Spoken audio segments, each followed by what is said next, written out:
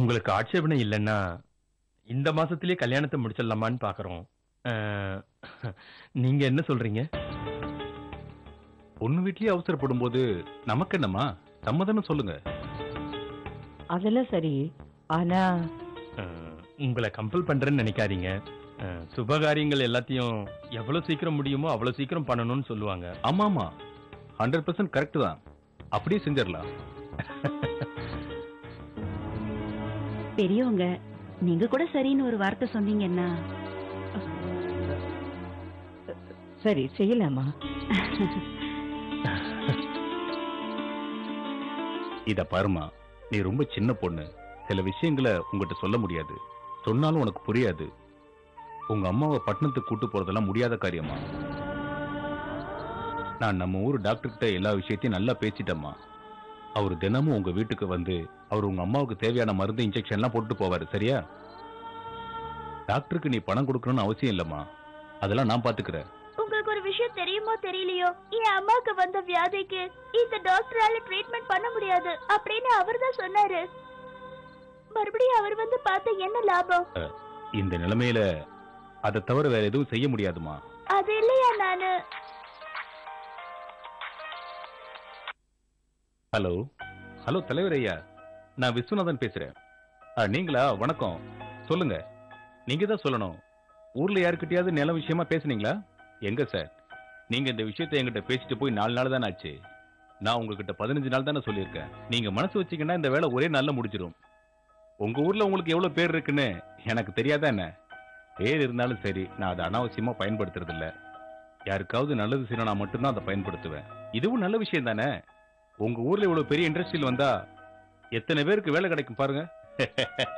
சரிங்க, உங்களை மாதிரி வியாபாரிங்க வேலை நடக்கணும்னா யாருக்கு வேணாலும் ஐஸ் வைப்பீங்க. ஐயோ, இது ஐஸ் வைக்கிறது இல்லைங்க, ஃபேக்ட் தான். கொஞ்சம் சீக்கிரம் பார்த்து கொடுங்களேன். அது இல்ல விஸ்வநாதன் சார். வீட்ல அம்மா தனியா இருக்காங்க. நான் போயிட்டு மறுபடியும் 6 மணி நேரத்துல வரவா?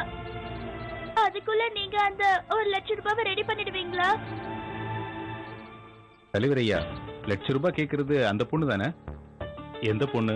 அதாங்க அன்னைக்கு உங்க வீட்டுக்கு வந்து பேசும்போது ₹1,00,000 கேட்டாலே அந்த பொண்ணு தானே? ஆமா ஆமா, அந்த பொண்ணு தான். நான் உங்ககிட்ட அப்புறமா இந்த விஷயத்தை பத்தி பேசுறேன், தப்பா நினைக்காதீங்க. இப்படி செஞ்சா என்ன?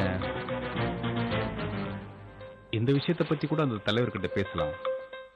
எனக்கு அந்த பொண்ணு வேணும், அந்த பொண்ணுக்கு பணம் வேணும்.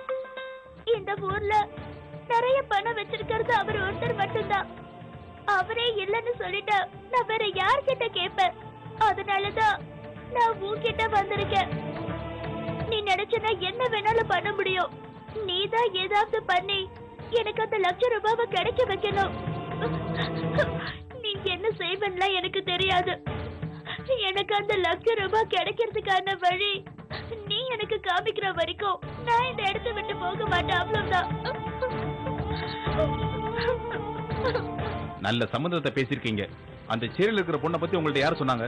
நம்ம வீட்டுல வேலை செய்யறாள்ல கௌரி, அவ சொன்ன பொண்ணுடா. அவ வீட்டுக்கு பக்கத்து வீட்டு பொண்ணு. பாவம், கல்யாணம் பண்றதுக்கு அவங்களுக்கு பணம் இல்லையா? அதுக்காக நாம போய் கல்யாணம் பண்ணிக்கணுமா? இந்த விஷயம் ஊர்ல உள்ள 4 பேருக்கு தெரிஞ்சா என்னோட மான மரியாதை என்ன ஆகும்னு யோசிச்சீங்களா? தெரியற மாதிரி ஏன் செய்யணும்? காதும் காதும் வச்ச மாதிரி ஏதாவது ஒரு கோவில்ல வச்சு கல்யாணத்தை பண்ணிடலாம். எதுக்குமா இந்த பிரச்சனை எல்லாம்? பேசாம அந்த கீர்த்தி பொண்ணையை நம்ம கல்யாணம் பண்ணி வச்சிடலாம். அது சரிப்பட்டு வராதுன்னு ஏற்கனவே சொல்லிட்டேன்ல. உனக்கு தெரியாதுடா, வம்சி கீர்த்தி மேல உயிரி வச்சு நாளைக்கே அவளுக்கு ஏதாவது ஒண்ணு ஆச்சுன்னா வம்சி நம்மளை விட்டு போயிடுவான்.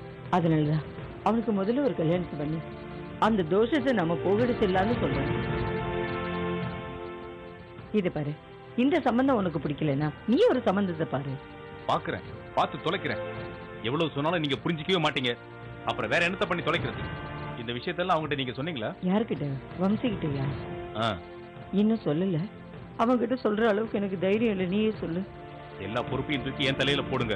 இவ்வளவு நாளா யாருக்காகவே இடத்த தேடி அலைஞ்சேன். இப்ப அனாதை பொண்ணு ஏதாவது கிடைக்குதான்னு தேடி பாக்குறேன்.